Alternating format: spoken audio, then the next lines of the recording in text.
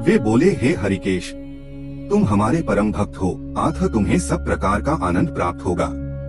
यह काशीपुरी हमें अत्यंत प्रिय है, अतः हम यह चाहते हैं कि तुम इसकी रक्षा का भार स्वीकार करो। तुम शत्रुओं को दंड देना और हमारे भक्तों को पालना। दंडधर और दंडकर होने के कारण तुम दंडपाणी के नाम से संसार में प्रसिद्ध होगे। हम तुम्हें संभ्रम तथा उद्धम नामक दो गण तुम्हारी आज्ञा का पालन करने के निमित्त देते हैं। वे तुम्हारी आज्ञा पाकर पापियों को भली भांति दंड दिया करेंगे। हम तुम्हें यह भी आज्ञा देते हैं कि तुम काशी में हमारे भक्तों के अतिरिक्त और किसी को मत रहने दो। तुम इस नगरी में रहने वालों को अन्न देने वाले, प्राण देने वाले, ज्ञान देने वाले तथा हमारी आज्ञा से मुक्ति प्रदान करने वाले भी होगे। जो मनुष्य तुम्हारी सेवा करके हमारी पूजा करेगा वह मुक्ति को प्राप्त होगा। जिस मनुष्य को मोक्ष की अभिलाषा हो उसे उचित है कि वह सर्वप्रथम तुम्हारी पूजा करे, तदुपरांत इसी स्थान पर आकर हमारी सेवा करे। तुम हमारे गणों में सर्वश्रेष्ठ हो। इतना कहकर शिवजी पार्वती सहित अपने स्थान को चले गए।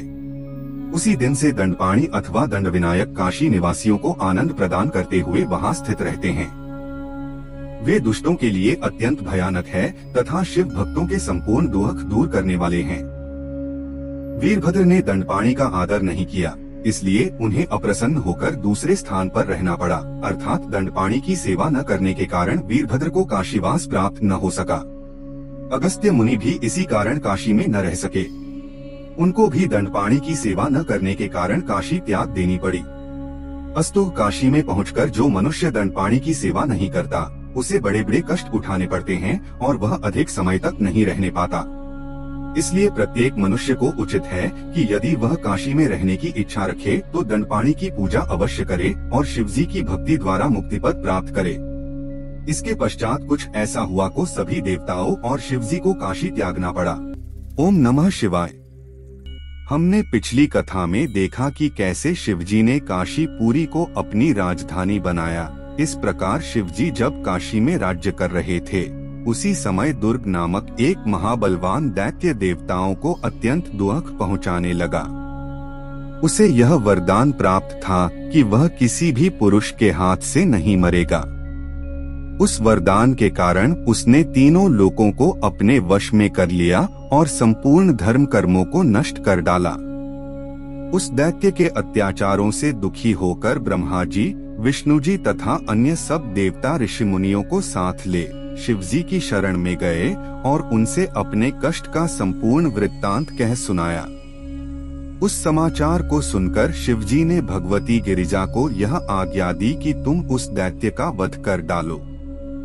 भगवती गिरिजा ने शिवजी की आज्ञा सुनकर विंध्यवासिनी का स्वरूप धारण कर उस दुर्ग नामक दैत्य को मार डाला। तभी से वे दुर्गा के नाम से प्रसिद्ध हुई। उस दैत्य के मारे जाने से देवताओं को अत्यंत आनंद प्राप्त हुआ। इस प्रकार शिवजी ने बहुत दिनों तक काशी में राज्य किया। पहले पद्मकल्प में स्वयंभुव मनवंतर के मनु के वंश में दिवोदास नामक एक राजा उत्पन्न हुआ। वह राजा अपने नाम के अनुरूप ही क्षात्र धर्म में अत्यंत दृढ़, परम ज्ञानी और शिवजी का भक्त था। उसने अपना राज्य छोड़कर काशीपुरी में जा अत्यंत तप किया। उसके राज्य त्याग देने से संसार में बहुत अकाल पड़ा, जिसके कारण सब मनुष्य अत्यंत दुखी हुए। राजा न होने के कारण सब जगह चोरियां होने लगी, धर्म भ्रष्ट हो गया, यज्ञ कर्म नष्ट हो गए, सर्वत्र दुख का साम्राज्य छा गया तथा सब लोग पापाचरण करने लगे। उस समय देवताओं ने ब्रह्मा जी पास आकर यह कहा, हे ब्राह्मण, राजा न होने के कारण संसार की दशा अत्यंत खराब हो रही है। अस्तु आप शीघ्र ही कोई उपाय कीजिए।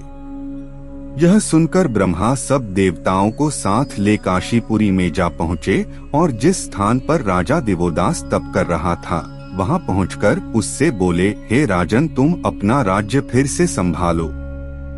जब तुम पुनः शासन कर उठोगे तब तुम्हारे राज्य में वर्षा होगी, जिससे प्रजा को दुखों से मुक्ति मिलेगी। उस समय वासुकी नामक नाग अपनी अनंग मोहिनी नामक कन्या का विवाह तुम्हारे साथ कर देगा। यह कन्या अत्यंत पतिव्रता तथा धर्मव्रत धारिणी होगी। उसके द्वारा तुम अत्यंत आनंद प्राप्त करोगे। यह सुनकर राजा दिवोदास ने कहा, हे प्रभो, मैं केवल उसी शर्त पर राज्य करने के लिए तैयार हूँ कि अब से सभी देवता आकाश में स्थित रहे और नाग आदि पाताल में जाकर निवास करें। पृथ्वी पर मनुष्यों के अतिरिक्त और कोई नहीं रहे। राजा दिवोदास की इस शर्त को ब्रह्मा ने अपने अहंकार में स्वीकार कर लिया। उन्हें परिणाम का ध्यान नहीं रहा।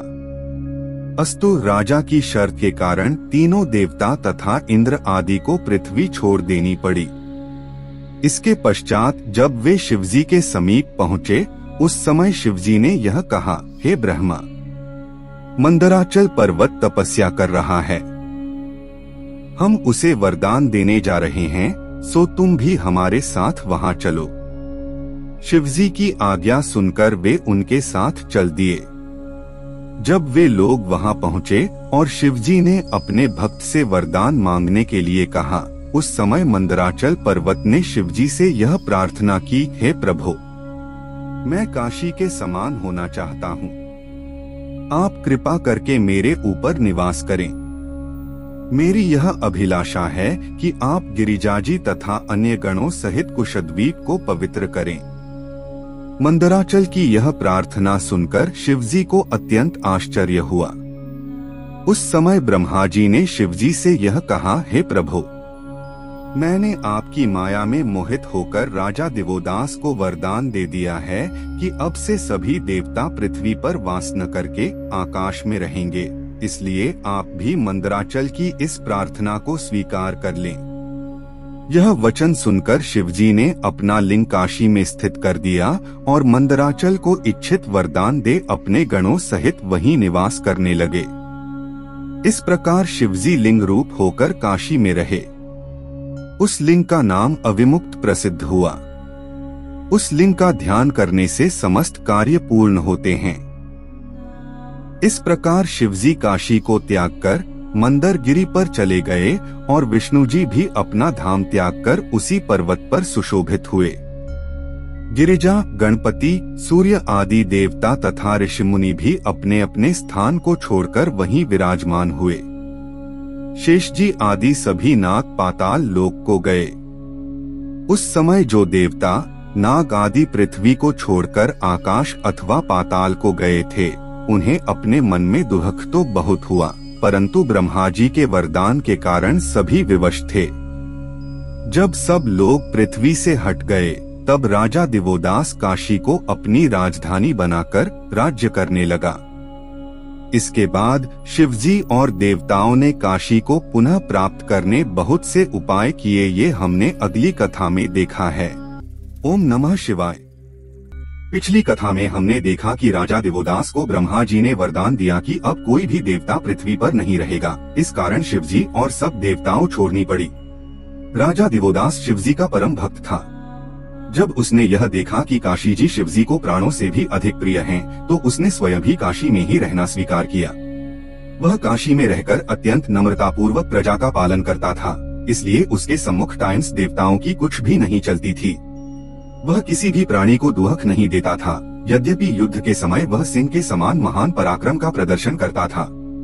सभी देवता उसकी आज्ञा का पालन करते थे। उसकी सभा में गंधर्व और विद्याधर नृत्य करते थे। उस राजा दिवोदास ने सूर्य बनकर शत्रुओं को भस्म किया तथा चंद्रमा रूप होकर अपने मित्रों को सुख पहुंचाया। युद्ध क्षेत्र में वह अपने धनुष द्वारा शत्रुओं पर विजय प्राप्त करता रहा, इसलिए लोग उसे इंद्र भी कहते थे। धर्म का उचित विचार कर दंड देने के कारण उसे धर्मराज कहा गया। वह अपराधियों को दंड देता था तथा धर्मात्मा एवं सज्जनों को आनंद प्रदान करता था। उसने याचकों को धन देकर कुबेर का पद प्राप्त किया तथा सबका पालन करने के कारण शिवजी का पद पाया। सबको भाग्य का फल देने के कारण ग्रह तथा उपग्रह के रूप में उसे माना गया। संपूर्ण कला कौशलों में वह अत्यंत प्रवीण था, इसलिए उसे विश्वकर्मा की उपाधि दी गई। सुंदरता में वह अश्विनी कुमार से भी अधिक सुंदर था तथा गान विद्या में उसने विद्याधरों को भी पराजित किया था। राजा दिवोदास के प्रताप से प्रभावित होकर इंद्र ने अपना ऐरावत हाथी तथा सूर्य ने उच्चैश्रवा घोड़ा उसे दे दिया। राजा दिवोदास की सेना के योद्धा कभी किसी से हारते नहीं थे। इस प्रकार राजा दिवोदास के राज्य में स्वर्ग के सभी आनंद वर्तमान थे। कोई भी मनुष्य धर्मशास्त्र के विरुद्ध आचरण नहीं करता था। वहाँ की सभी स्त्रियां भी परम पतिव्रता थीं। उसके राज्य में कोई भी मनुष्य धनहीन, हिंसक, अधर्मी, व्यभिचारी, निर्लज्ज, चुगलखोर, शीलरहित तथा असत्यवादी न था। अपने अपने धर्म पर सब दृढ़ रहते थे। उस राजा के राज्य में स्थान स्थान पर ब्रह्म भोज हुआ करते थे। राजा और प्रजा के सभी लोग ब्राह्मणों की सेवा करना अपना परम धर्म समझते थे। जिसके हृदय में रात दिन भगवान सदाशिव का निवास रहे, उसे आनंद के अतिरिक्त किसी भी प्रकार का कष्ट प्राप्त नहीं हो सकता। अस्तु, देवताओं ने उसके राज्य में बहुत कुछ ढूंढने पर भी कोई दोष नहीं पाया। तब वे थककर बैठ गए। राजा दिवोदास राजनीति तथा धर्म का ज्ञाता था। वह सबका मित्र था तथा तीनों प्रकार की शक्तियाँ और सब प्रकार के गुणों को धारण करके चारों उपायों का समयानुसार भली भांति प्रयोग किया करता था। जब सब देवता उपाय करके थक गए तथा राजा को किसी भी प्रकार नुकसान नहीं पहुंचा सके, तब वे इंद्र को साथ लेकर ब्रह्मा जी के पास आए और अपने दुख का वर्णन करते हुए बोले, हे ब्राह्मण, आप हमें वह उपाय बताने की कृपा कीजिए जिसके द्वारा राजा दिवोदास को किसी प्रकार से पाप लग जाए और वह पृथ्वी के राज्य से वंचित हो जाए। जब तक हमें पृथ्वी नहीं मिलेगी, तब तक हमारा कष्ट दूर नहीं होगा। पृथ्वी का पद स्वर्ग से भी अधिक है।